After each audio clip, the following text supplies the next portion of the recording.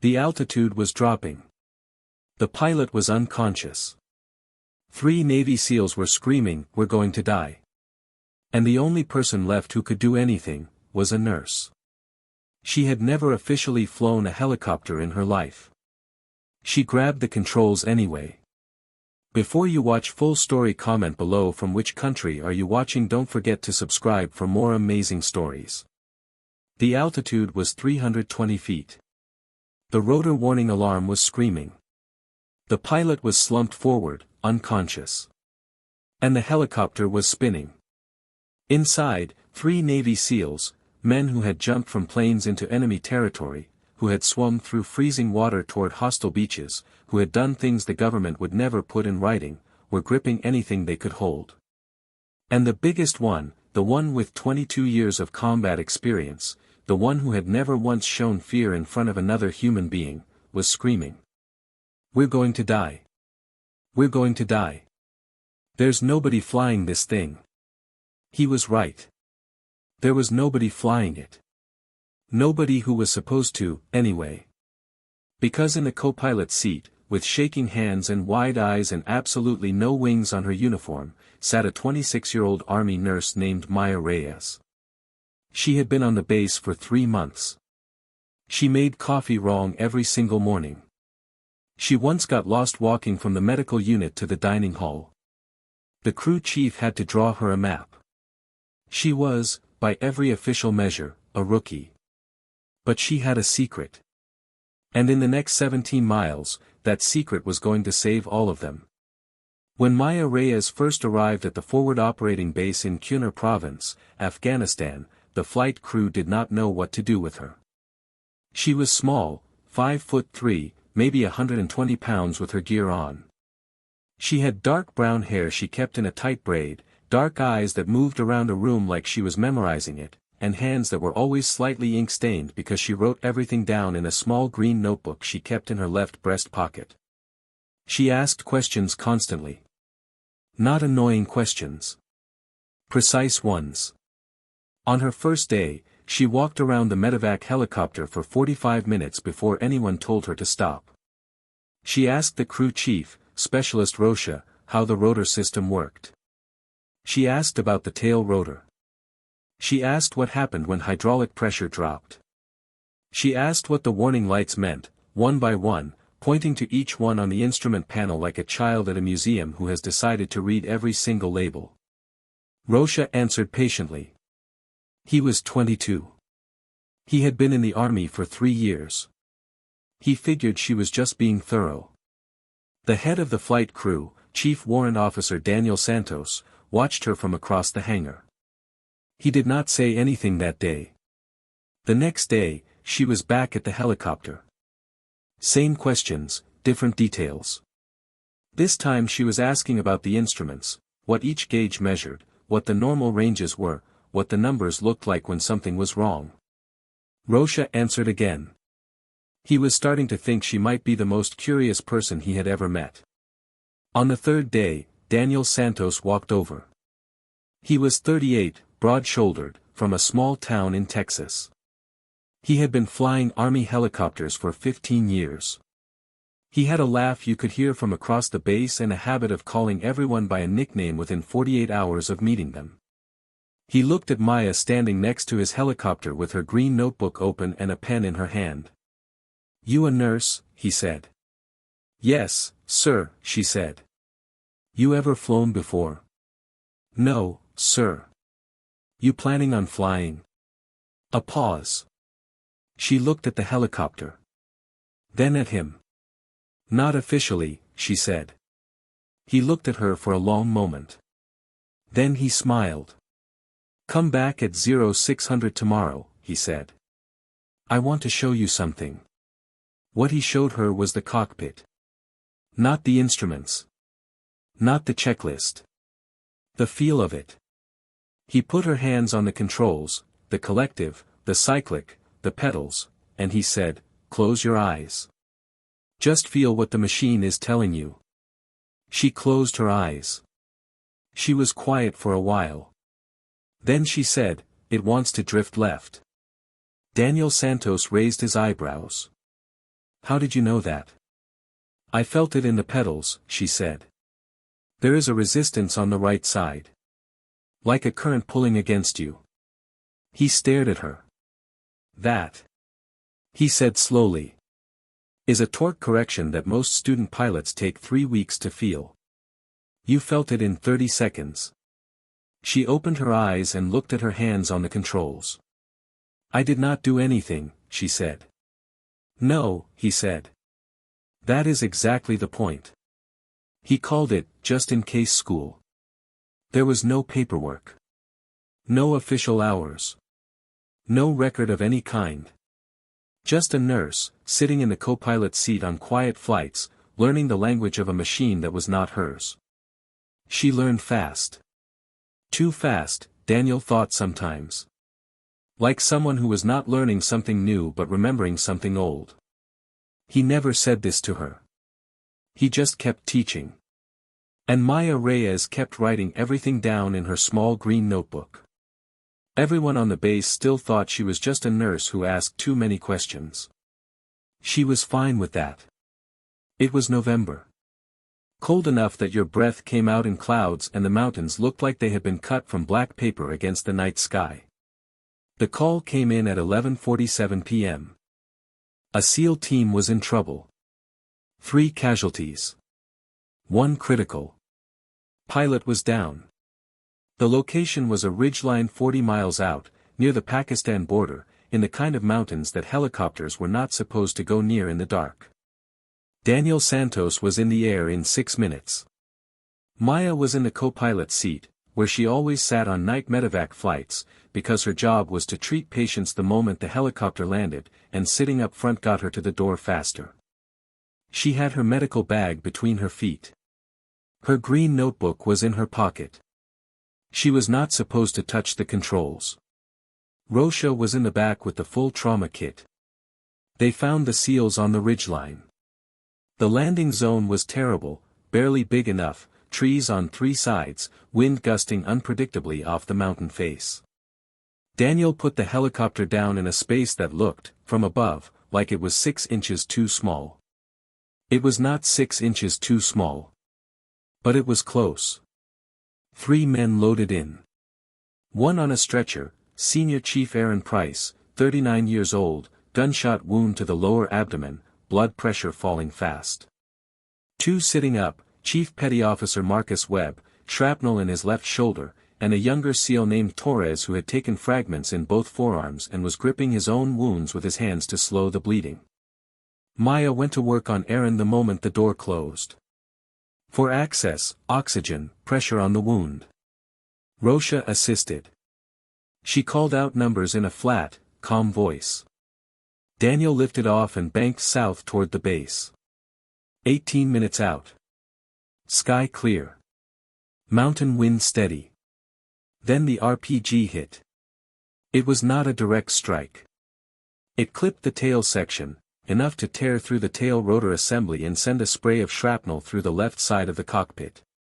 Daniel Santos took the shrapnel in his chest and the side of his face.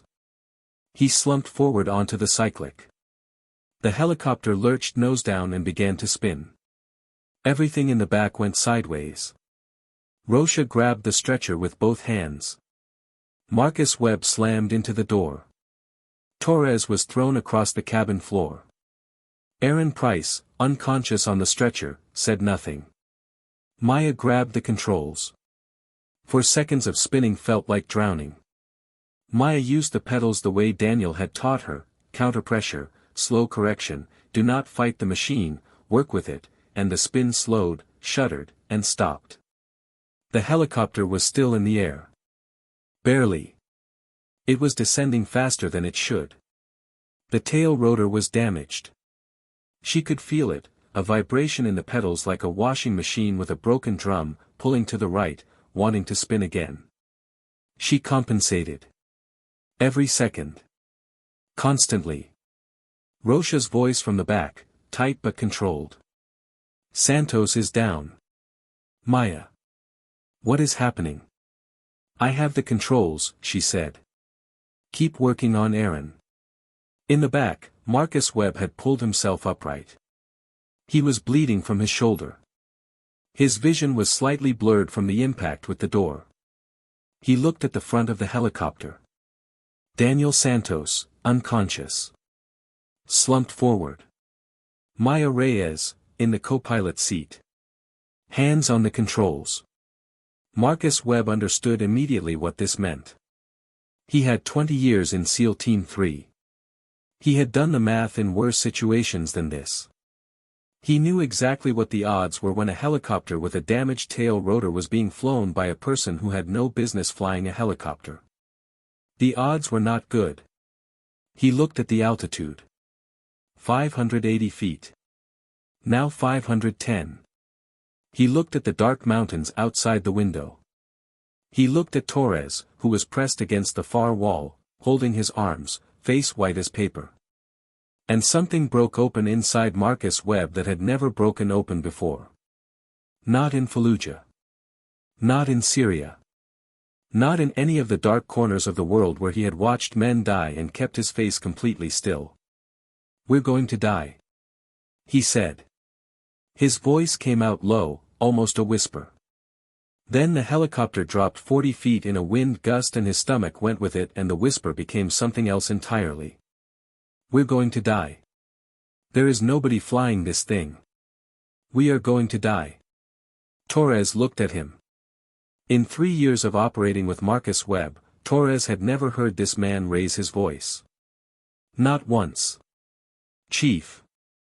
She's a nurse. She is a nurse. She cannot fly this helicopter. We are going to." "Marcus." Maya's voice.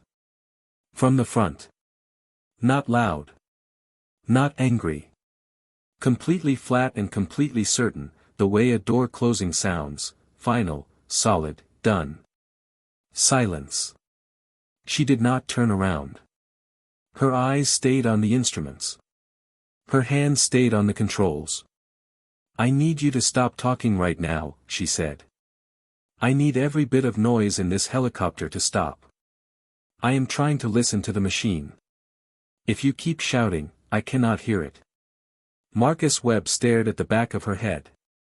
She was 26 years old. She made the coffee wrong every morning. She had a map drawn by the crew chief taped to her locker door so she would not get lost going to the dining hall. But her voice had something in it that Marcus Webb recognized from the best operators he had ever worked with. The ones who did not panic. The ones who got slower and quieter the worse things got, while everyone around them got faster and louder. He shut his mouth. Torres shut his mouth. The only sounds in the helicopter were the engine, the rotor, the warning alarm, and Maya's voice on the radio. "Nighthawk Base, this is Medevac 27. My pilot is down. I have the controls. 3 casualties, 1 critical. I am approximately 17 miles out with a damaged tail rotor. I need someone to talk me in. Over." Static. 3 full seconds of static. In the back, Marcus Webb was doing the math again. 17 miles. Damaged tail rotor. Unknown pilot. 1 critical patient who had maybe 12 minutes before the blood loss became irreversible. Then the radio crackled. "Medevac 27, this is flight control. Identify yourself. Specialist Maya Reyes. Army Nurse Corps. I am not a certified pilot. I have informal flight training. My altitude is 290 feet and I am losing altitude slowly. The tail rotor is damaged but still partially functional. Please talk me home." Another pause. Shorter this time. "Copy, Medevac 27. We have you on radar. Turn left, heading 270. Hold at 200 feet. We are clearing the pad. Stay on this frequency. Do not stop talking to us." Maya turned left. She leveled at 200 feet. "I am on heading 270, she said. 200 feet. Tail rotor pulling right. I am correcting. Aaron Price is my critical. He needs a surgeon in 11 minutes. Copy. Trauma team is assembling now. You are doing great. 15 miles. Keep talking to us. In the back, Marcus Webb had stopped thinking about dying. He was watching her. The way her hands moved, small adjustments, constant, never stopping, like a conversation the helicopter did not know it was having. The way she talked to Aaron Price between radio calls, low and steady, telling him about the weather outside, about the stars, about getting home. The way she never once looked away from the instruments. Torres leaned toward Marcus. His voice was barely a sound. Chief. Is she doing what I think she's doing? Marcus watched Maya's hands. Yeah, he said quietly. She is. She's a nurse. I know what she is, Marcus said. He looked at Daniel Santos, slumped in the pilot's seat. He looked at Maya, keeping the broken helicopter in the air. He did something he had not done since he was a child. He folded his hands and closed his eyes and asked for something from whatever was out there that listened. Not for himself. For her. The wind picked up at 9 miles out. A weather front coming in from the west, the kind that moves fast in the mountains and hits without warning. The helicopter shook violently. Not a gentle shudder. A full, sideways slam that threw Torres off his seat and sent Rocha into the wall. Maya's hands did not move from the controls. Flight control came on immediately.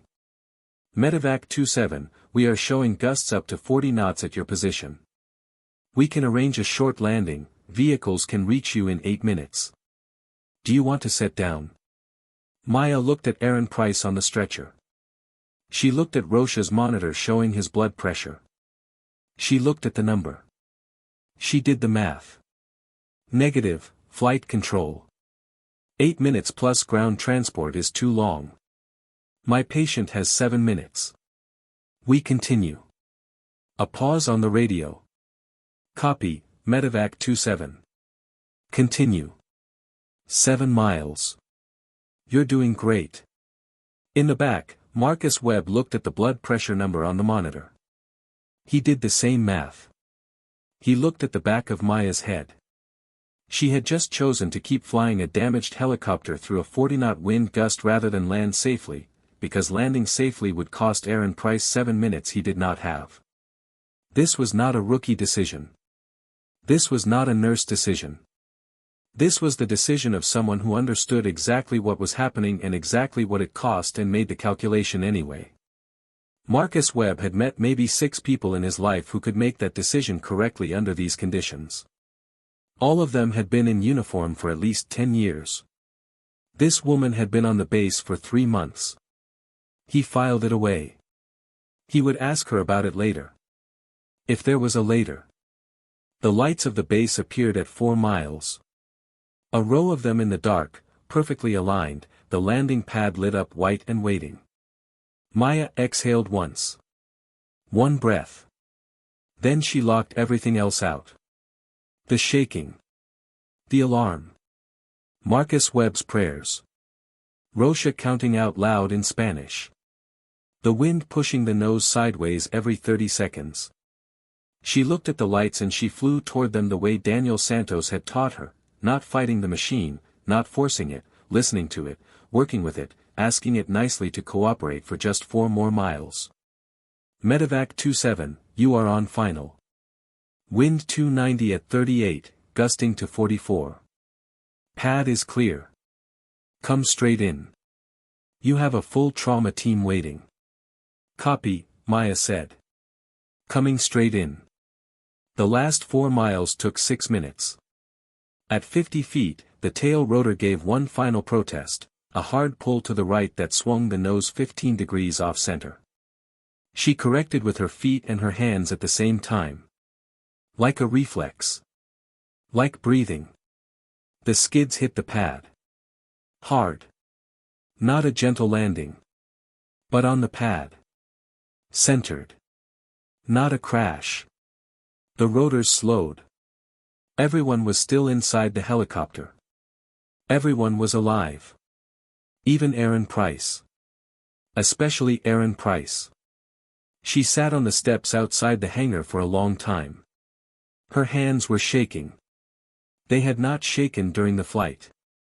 They were shaking now because the body waits until it is safe, and then it remembers everything at once. A soldier she did not know set a cup of coffee next to her and walked away without saying anything. She looked at the coffee and did not pick it up. Daniel Santos had died in the helicopter. The trauma team confirmed at the moment the door opened. The shrapnel had done too much damage. He was gone before the helicopter had cleared the ridgeline. She had known this. She had known it from the moment she grabbed the controls. She had flown 17 miles with a dead man in the seat next to her. She sat on the steps and she thought about him. About his laugh. About the way he had said, "You have pilot hands," like it was the most natural thing in the world. About the hours he had spent teaching her something she had never asked to learn and had never expected to need. She pressed her palms flat against her thighs to stop the shaking. It did not work. She let them shake. Marcus Webb found her there at 5 in the morning. He was bandaged and moving carefully, but he was moving. He sat down on the step next to her and was quiet for a long time. They watched the sky get lighter over the mountains. Then. "How long?" he said. "What? How long have you been flying?" Not a question. A statement. He already knew the answer was longer than 3 months. She looked at her hands. "Santos taught me," she said. "Unofficially. 3 years. He said it was just in case school." Marcus nodded slowly. 3 years of unofficial training does not explain what you did tonight." She did not answer. "The approach you flew, the way you managed the tail rotor, the way you talked to Erin while you were doing it, that was not training. That was something you already had." Silence. "I grew up watching my uncle fly crop dusters in New Mexico," she said quietly. "From the time I was 8. He let me sit in the seat when I was 10. I flew with him every summer until I was 18. She picked up the coffee cup. It had gone cold. "I always wanted to fly officially," she said. "I applied to flight school before nursing school. They told me the program was full. I applied again a year later. They told me my entrance scores were not high enough, which was not true. I checked. The third time I applied, I did not even get a response." She looked at the mountains. "So I became a nurse. And then I met Santos. And he saw something and he taught me and I thought, this is as close as I am going to get. Flying in the co-pilot's seat on medevac runs, pretending I am just there for the patients." She set the coffee down. "I was not just there for the patients." Marcus Webb looked at her for a long time. "No," he said. "You were not." He stood up. "Erin Price is in surgery," he said. "The doctor told me 20 more minutes and he would not have made it. You got him there." He looked at the helicopter on the pad. "Santos believed in you before you believed in yourself," he said. "That is what good people do. Don't let it stop with him." He walked back toward the medical building. Maya sat on the steps until the sun came all the way up. Erin Price survived surgery. 6 weeks in a military hospital in Germany. Then home to his daughters in Virginia Beach. His wife sent Maya a letter. It was 3 pages long. Maya kept it for the rest of her life, folded inside the back cover of her green notebook. Daniel Santos was buried at Arlington with full honors. Maya stood at the graveside in her dress uniform and was completely still and completely dry-eyed until she was alone. And then she was not dry-eyed anymore, and it was not quiet, and she did not try to make it either.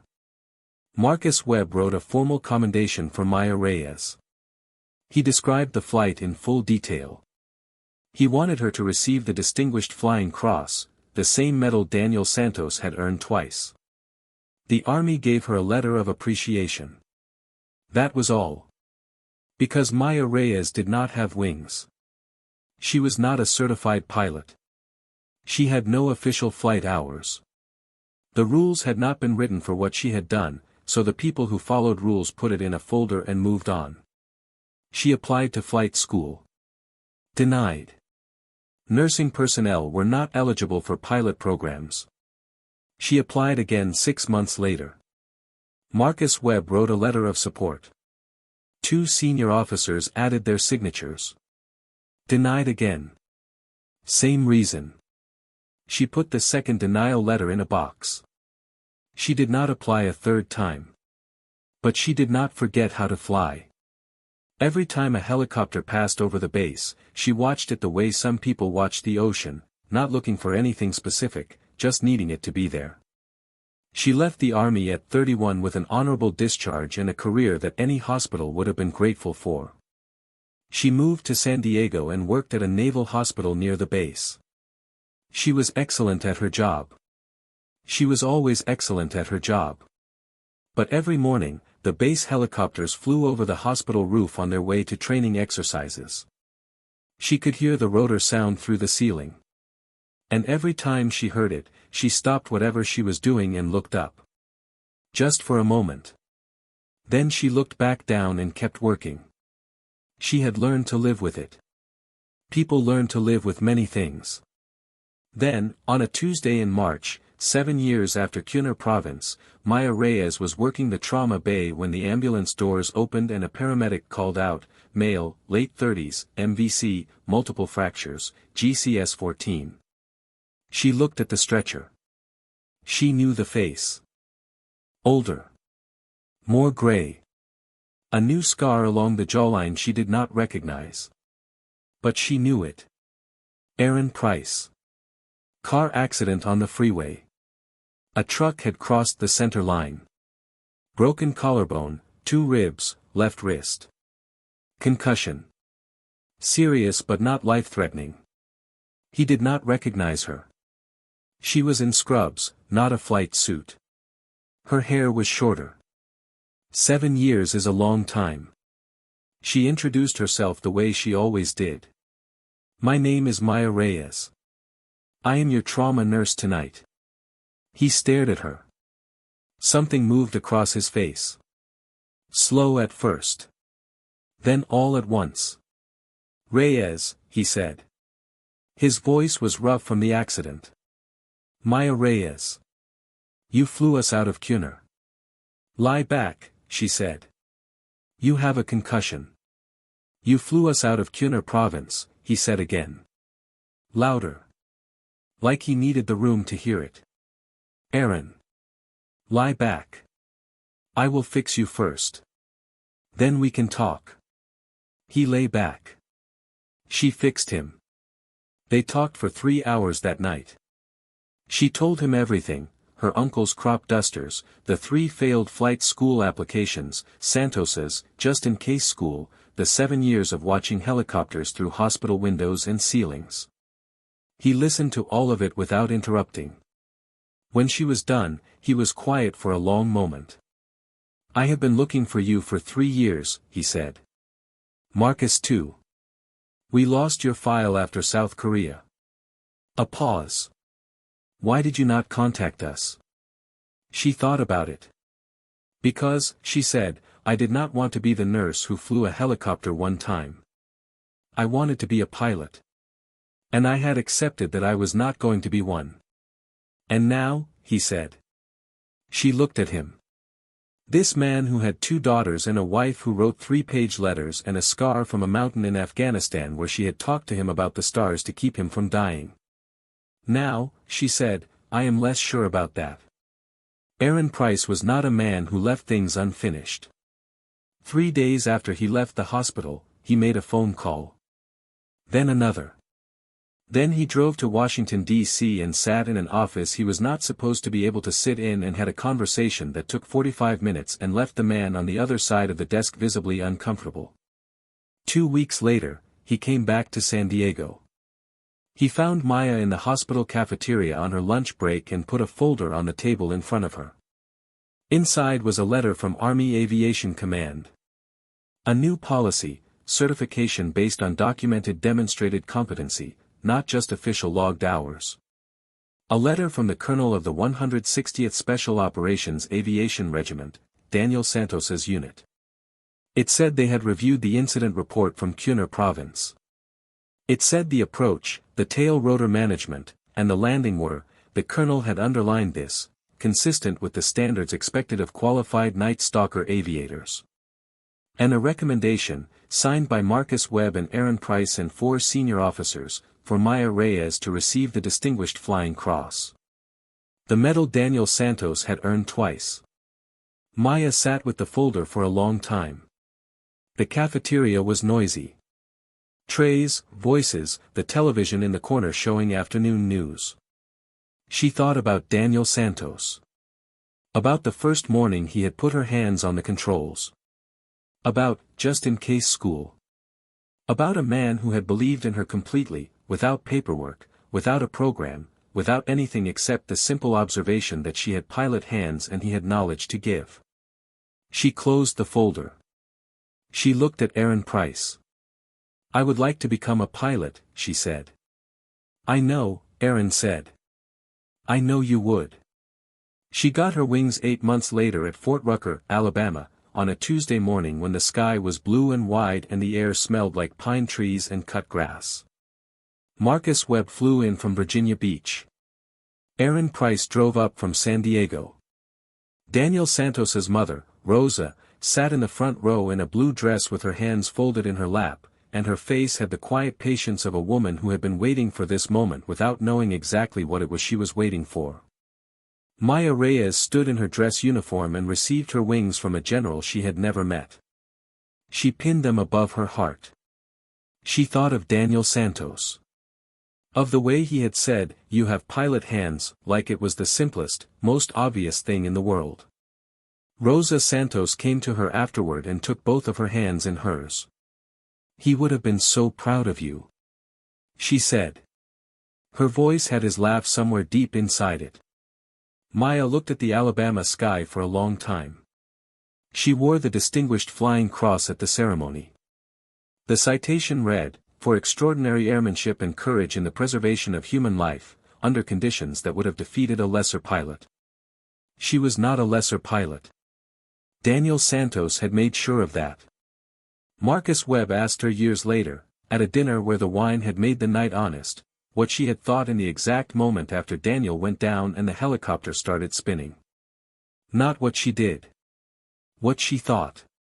She looked at her wine glass. "I thought about his hands," she said. "The way he held the controls. Patient. Like he was listening. And I thought, I have seen this done right. I know what right looks like. I am going to do what I saw. That is all. That is all." There was no bravery calculation. No decision to be a hero. There was a broken helicopter and people who were going to die, and I had information that could help. That is not courage. That is just math. Marcus smiled. "Santos used to say that," he said. "That it was just math." "Good," she said. "Then I learned that too." Here is what the Navy SEALs learned that night, what Marcus Webb shouted in panic and then understood in silence, about the woman in the co-pilot seat. The most dangerous thing in a crisis is not the crisis itself. It is the absence of someone who knows what to do next. Maya Reyes knew what to do next. Not because she was fearless. She was not fearless. Her hands shook for an hour after she landed. Not because she had official training. The official training had been denied to her 3 times. She knew because one man had seen something in her and had given her his knowledge without asking for anything back. And she had taken it seriously. She had written it all down in a small green notebook. She had practiced it in her head on quiet nights. She had kept it ready for a moment she hoped would never come. And when the moment came, at 320 feet, in the dark, with a broken tail rotor and a dead pilot and 3 SEALs in the back and one of them screaming that they were all going to die, she was ready. Not because the system prepared her. Because Daniel Santos did. Marcus Webb, Aaron Price, and Torres all have the same tattoo now. A small silhouette of a helicopter. Below it, one word. Nightingale. Not because it became her call sign, though it did. Because a nightingale sings in the dark. When everything is frightening and uncertain and you cannot see where you are going, a nightingale sings. So you know someone is there. So you know you are not alone. So you keep going. She pinned her wings above her heart. And for the first time in her life, nobody could take them away.